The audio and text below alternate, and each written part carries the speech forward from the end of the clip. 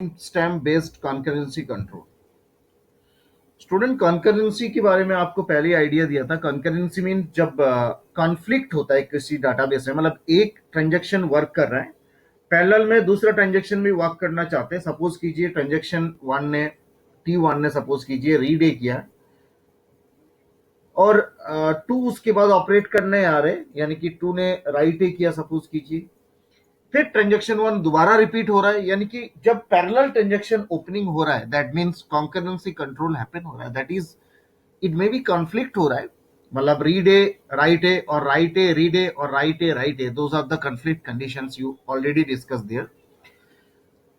Now problem ये होता है स्टूडेंट्स, कॉन्करेंसी कंट्रोल के अंदर हम विभिन्न तरीके का log based protocol, we have already discuss about different type of log based protocol there.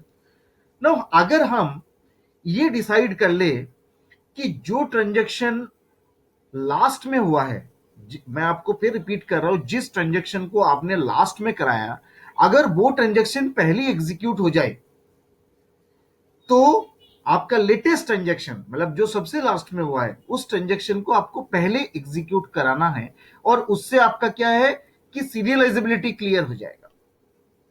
तो स्टूडेंट्स सपोज कीजिए, इसके लिए we are just doing time stamp there.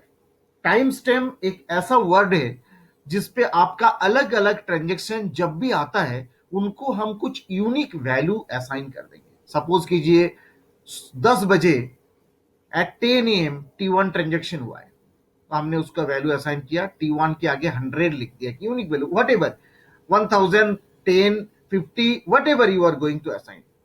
But उसके बाद 10 बज के 10 मिनट पे आपका T2 ट्रांजेक्शन हैपनिंग हुआ, then you are just putting the value of T2 like 200। मतलब आपको क्या यूनिक वैल्यू इंक्रीजिंग ऑर्डर में देते जाना है, जैसे जैसा आपका आगे आगे ट्रांजेक्शन आते जाएंगे। तो एक इससे क्या होगा स्टूडेंट्स, आपको आइडिया लग जाएगा कि कौन सा ट्रांजेक्शन कब आए। उससे ओल्डर ट्रांजेक्शन पता हो जाएगा, यानी कि 100 ओल्डर है, 200 उससे यंगर है। अब मान लीजिए इसके बाद 10 बजकर 15 मिनट पे आपके पास T3 आया, तो स्टूडेंट्स उसको हमने 300 एक यूनिक वैल्यू से असाइन कर दिया उस ट्रांजेक्शन को। तो सबसे यंगेस्ट कौन सा हो गया, T3 है। मतलब यंगेस्ट जो ट्रांजेक्शन हुआ, जो लेटेस्ट किया, उसने आप कोई ऑपरेशन किया। सपोज कीजिए T1 में आर ए आया था 100 पे, उसके बाद रीड ए दोबारा आया है T2 में, फिर लास्ट में T3 में रीड ए आया है। तो कौन सी ट्रांजेक्शन पहले एग्जीक्यूट होगा? Time stamp based concurrency control ये कहता है जो लेटेस्ट ट्रांजेक्शन है, जो सबसे लास्ट में आया है, वो सबसे पहले एग्जीक्यूट होगा, उसके बाद उससे पहला, उसके बाद उसके पहला। तो ये सीरियलाइजेबिलिटी होगा, ये सीरियल ऑर्डर में चलेंगे। तो students, now I am given written some notes here, you just see that concurrency control can be implemented in different ways. One way to implement it by using locks. Now अब आपको पता है हमने lock के through भी use किया था पहले। अब हम जो करने जा रहे हैं that is time stamp ordering protocol के जरिए हम इसको डिस्कस कर रहे हैं। As earlier we have introduced, timestamp is again I am repeating, that means earlier we have just discussed, now that is timestamp kya hai students, is a unique identifier which is created by DBMS to identify a transaction। जैसे मैंने बताया T1 पे 100 लिख दिया, T2 में आपने 200 दे दिया, T3 में आपने 300 दे दिया, right.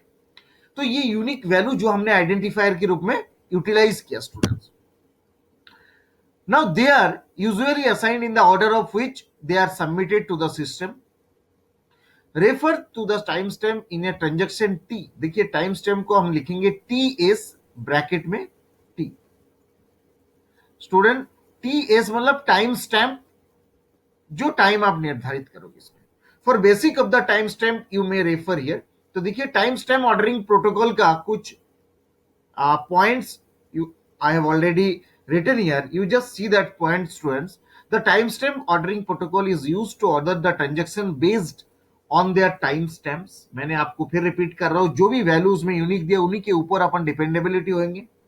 And the order of the transaction is nothing but the ascending order of the transaction creation. देखिए जो मैंने अभी अभी आपको बताया स्टूडेंट्स, वही हमने यहाँ पे बताया। दैट मीन्स जो यंगेस्ट ट्रांजेक्शन है, जिसपे सबसे लास्ट में ऑपरेशन हुआ, जिस स्टूडेंट जो भी बात अपन कर रहे हैं एक पर्टिकुलर डेटा आइटम में कर रहे हैं हम, चाहे ए डेटा आइटम की बात कर रहे हैं, तो ए का जो सबसे लास्ट में वर्क हुआ है, चाहे राइट ए का काम देख रहे हैं चाहे रीड ए का काम देख रहे हैं, तो जो सबसे लास्ट में हुआ उस पर्टिकुलर डेटा आइटम का, वो सबसे पहले एग्जीक्यूट होगा। ये मैं बार बार आपको रिपीट कर रहा हूं, तो this is the main point. Second point is the priority of the older transaction is higher. That's the priority of the older transaction is higher. That's why it executes first. To determine the timestamp the transaction, this protocol uses system time or logical counter. So the log based protocol is used to manage the order between the conflicting pairs. देखिए आपके साथ सबसे बड़ा problem इस time stamp को लेके किस लिए टाइम स्टैम्प आया है, इसका सबसे बड़ा बेनिफिट व्यू ये रहेगा कि अपने को कॉन्फ्लिक्ट में प्रॉब्लम होता है, जो कॉन्फ्लिक्ट पेयर होता है, like write A write A write A read A या read A write A. Student इस कॉन्फ्लिक्ट पेयर में अपने को इसके अंदर प्रॉब्लम आएगा, जिसके कारण टाइम स्टैम्प कुछ और आपको बेनिफिट्स देगा, जिससे सीरियलाइजेबिलिटी ट्रांजैक्शंस को इजीली वर्कआउट करने में मदद करेगा। Let's assume there are two transaction T1 and T2. Suppose the transaction T1 has entered the system at 007 times and transaction T2 has entered the system at 009 times. Suppose कीजिए, तो late youngest कौन सा हुआ student, T2 हुआ, तो T1 has a higher priority, so it executes first and it is enter in the system first. तो the time stamp order protocol also maintains the time stamp as last read and write operation on the data. आपको देखा जाएगा last में किसने read किया है, सबसे last में। Ordering protocol also maintain the timestamp of last read and write operation on the data. So the main idea for this protocol is to order the transaction based on the timestamp. A schedule in which transaction participate is then serializable. Student, हमें ये देखना है higher priority कौन सा है, lower priority कौन सा है, और सीरियलाइजेबिलिटी में कौन सी ट्रांजेक्शन को आप पहले सीरियलाइजेबल करेंगे, कौन सी को उसके बाद सीरियलाइजेबल करेंगे। Stating simply, the schedule is equivalent to the particular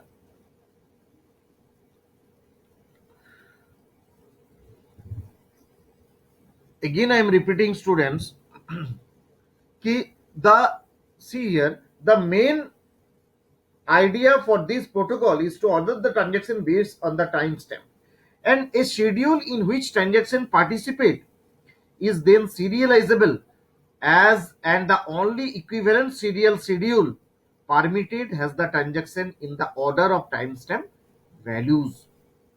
Student, see, to ensure the use two timestamp values relating to each, यहाँ पे दो चीजें आपको ध्यान रखना है, एक होता है WTS, एक होता है RTS। ये सारे मैं मान लीजिए एक डेटा आइटम की बात कर रहा हूं, पर्टिकुलर एक डेटा आइटम में एक ही काम होगा, फिर दूसरे का दूसरी तरीके से होंगे। तो देखिए WTS मतलब WTS जो होता है स्टूडेंट, जो कि राइट के लिए होता है, राइट टाइम स्टैम्प।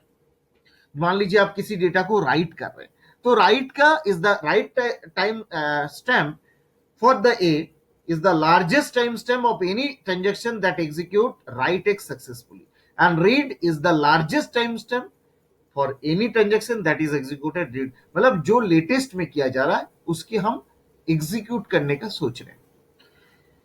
अब देखिए students, basics time stamp ordering के बारे में हम जान लेते हैं कि किस तरीके से आप ऑर्डरिंग होगा। It's an important part of this time stamp part. तो every transaction is issued a timestamp based on when it enters the system। Student, जब भी उस सिस्टम के अंदर वो एंटर हो रहा है कोई भी ट्रांजेक्शन, वो उसके ऊपर बेस होता है। मैंने आपको पहले ही बताया, जो टाइम स्टैम्प का वैल्यू आपने असाइन किया। Suppose if an old transaction TI, suppose कीजिए उसका T1 है, T2 है, whatever, has time stamp TSTI, and new transaction TI is assign time stamp TJ, suppose कीजिए, दैट इज TSTJ। तो students मतलब मान लीजिए T1 जो है 100 पे है और T2 जो है 200 पे आया है, तो that means TS-TI is less than TS-TJ, मतलब 100 है, उसकी 10 बजे आया था और T2 बाद में आया। तो the protocol manages concurrent execution such that the time stamp determine the serializability order. The time इस तरीके से स्टूडेंट सीरियलाइजेबल बनेगा, right. The time stamp ordering protocol ensures that any conflicting read and write operation are executed in time stamp order. Student, अब बात आता है conflict में। अगर मान लीजिए T1 जो है 100 पे आया, T2 जो है 200 पे आया, T1 में पहले रीड हुआ, T2 में उसके बाद स्टूडेंट राइट हुआ, तो कोई बात नहीं, एग्जीक्यूट हो जाएगा, क्योंकि जो पहले आया था उसने पहले T1 रीड ए कर दिया, तो कोई दिक्कत नहीं है। चाहे वो कॉन्फ्लिक्ट पेयर है स्टूडेंट, रीड राइट कॉन्फ्लिक्ट होता है, बट T1 पहले आया था, T1 ने पहले रीड ए किया है, T2 बाद में आया था, बाद में उसका ऑपरेशन हुआ है, कोई दिक्कत नहीं है। मैं केवल कॉन्फ्लिक्ट की बात कर रहा हूं। हो सकता है T1 में रीड है और T2 में भी रीड है, उसमें कोई प्रॉब्लम नहीं है। आप जानते हैं रीड में कोई प्रॉब्लम नहीं होता है एग्जीक्यूशन में, ट्रांजेक्शन के अंदर। ट्रांजेक्शन में प्रॉब्लम कब होता है स्टूडेंट? कॉन्फ्लिक्ट में, मतलब रीड राइट, राइट रीड या राइट राइट। अब ऐसे ही मान लीजिए, एक एग्जाम्पल मैं ले लेता हूं, और दूसरी जो है T1 और T2 के अंदर, स्टूडेंट आप ध्यान से सुनिए, T1 और T2 के अंदर पहले राइट आया है और बाद में मान लीजिए T1 में पहले राइट हो गया, राइट है, T2 में फिर बाद में मैंने रीड ए किया, तो भी कोई प्रॉब्लम नहीं है, पहले हो गया। या फिर T1 के अंदर सपोज कीजिए पहले राइट ए हुआ और T2 में बाद में राइट ए हुआ, तो ये भी कॉन्फ्लिक्ट है, तब भी स्टूडेंट कोई प्रॉब्लम नहीं होगा। T1 पहले एग्जीक्यूट होगा, T2 बाद में एग्जीक्यूट होगा। हम यही कह रहे हैं कि जो टाइम स्टैम्प पहले आया है, यंगर बाद में आया, अगर पहले वैल्यू होता है तो पहले उसको एग्जीक्यूट हो जाना है। तो सीरियल ऑर्डर क्या बनेगा? T1 then T2। जैसे मैंने बताया T1 T2 T3 है, मान लीजिए T1 में रीड है देन राइट है, T2 में फिर T3 में रीड है, तो T1 T2 T3 चलने तो कोई प्रॉब्लम नहीं है। स्टूडेंट, प्रॉब्लम कब होगा? प्रॉब्लम तब एराइज होगा, मान लीजिए T1 जो है, T1 के अंदर रीड ए बाद में आया, पहले T2 में रीड ए आ गया। Again I am repeating, suppose कीजिए we have written the transaction like T2 के अंदर पहले रीड ए हो गया, उसके बाद T1 में राइट ए हो रहा है, प्रॉब्लम यहां पे हो जाएगा। क्यों होगा? क्योंकि ये कॉन्फ्लिक्ट है। इसमें क्या हुआ, सपोज कीजिए T2 के अंदर रीड ए है, तो T2 सपोज कीजिए रीड के अंदर 10 वैल्यू रीड किया, ओके, कोई बात नहीं, पहले 10 वैल्यू रीड कर लेगा, उसके बाद जब, क्योंकि वो पहले तो 10 वैल्यू रीड करके वो तो एग्जीक्यूट होना चाहेगा, बट नहीं, हमने कहा जो ट्रांजेक्शन पहले आता है वो पहले एग्जीक्यूट होना चाहिए। तो पहले कौन आया स्टूडेंट? पहले जो आया वो T1 आया था। T1 के अंदर रीड के बाद राइट है, मान लीजिए उसने 10 वैल्यू रीड किया था, इसने राइट के अंदर कुछ काम हुआ और इसने 20 वैल्यू सपोज कीजिए राइट करके कमिट हो गया। पहले T1 आया था, तो T1 को पहले हम एग्जीक्यूट करा देंगे, T1 एग्जीक्यूट हो गया, T1 में कितनी वैल्यू है? 20। अब जो है, जो 10 वैल्यू T2 ने पहले रीड किया था वो आगे जाके मान लीजिए फेल हो गया, तो फेल हो गया तो क्या हुआ? फेल हो गया तो उसकी रोल बैक हो जाएगा। अगर वो रोल बैक होगा तो उसके 10 वैल्यू जो पहले आया था वो कहां गया स्टूडेंट? नहीं है।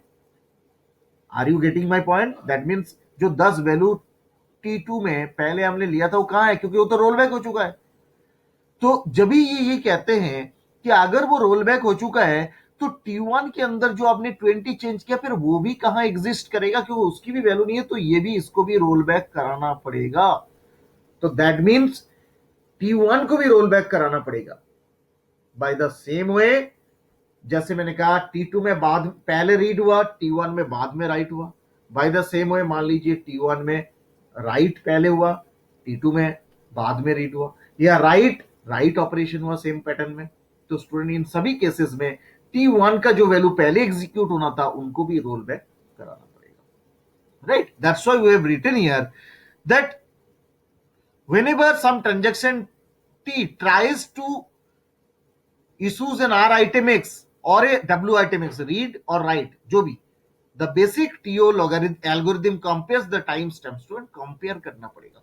whenever a transaction T issues a read item, check the following। मान लीजिए रीड किया, तो रीड में क्या क्या चेक करेगा? if WTS मतलब राइट टाइम स्टैम्प जो एक्स के लिए is greater than TS. TS का मतलब टाइम स्टैम्प। मान लीजिए time stamp 10, write time stamp में मतलब आपका जो वैल्यू है, हो सकता है वो वैल्यू 10 है, 20 है, वो अगर इसकी जो टाइम स्टैम्प में आपने 100 दिया तो उससे अगर ज्यादा होता है तो then abort and reject the T, जो मैंने अभी अभी बता रहा था आपको, द ऑपरेशन। अदरवाइज अगर ऐसा नहीं होता, मतलब जस्ट ऑपोजिट होता, राइट टाइम, क्योंकि रीड की बात कर रहे हैं तो उसके ऑपोजिट कॉन्फ्लिक्ट राइट का देखेंगे स्टूडेंट। तो राइट उसकी इस और इस कंडीशन की जस्ट अदरवाइज क्या होगा, या तो लेस देन होगा या इक्वल होगा। Then execute R item X operation for T and set R TS X to the larger, जो मैक्सिमम होता है टीएसटी और आर टीएस एक्स के बीच में जो सबसे बड़ा वैल्यू होता है, राइट। और सेकेंड ऑपरेशन हम ये तो रीड का देखा था, रीड के राइट दोनों देखेंगे। तो राइट का भी स्टूडेंट हम रीड देखेंगे। राइट का दो होता है, एक रीड होता है, एक राइट होता है। कॉन्फ्लिक्ट में दो होता है, राइट का रीड होता है, राइट की दो अलग अलग होते हैं। रीड की तो राइट ही होता है student.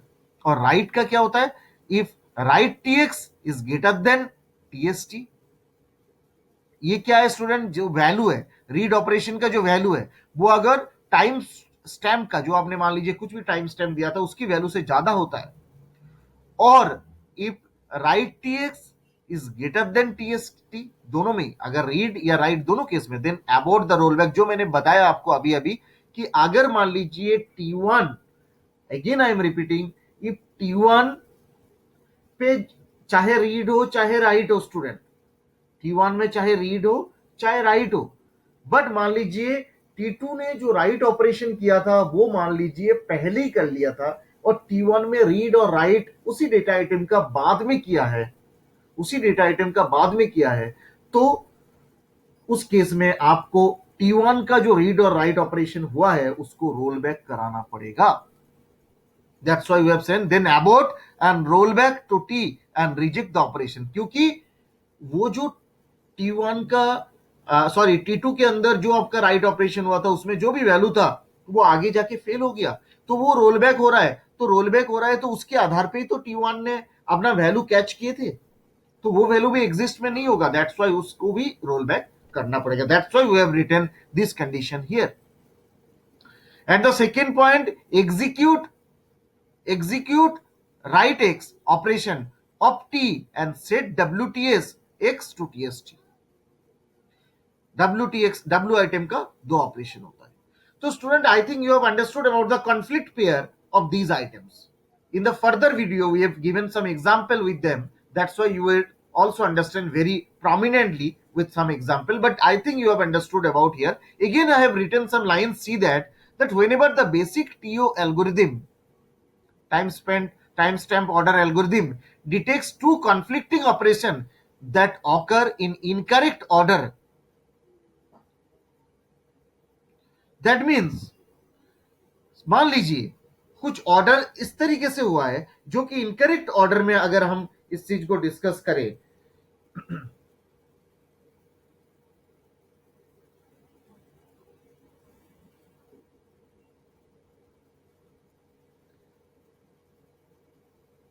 then conflicting operation occur in incorrect order, then it rejects the later of the two operation by aborting the transaction that issued it।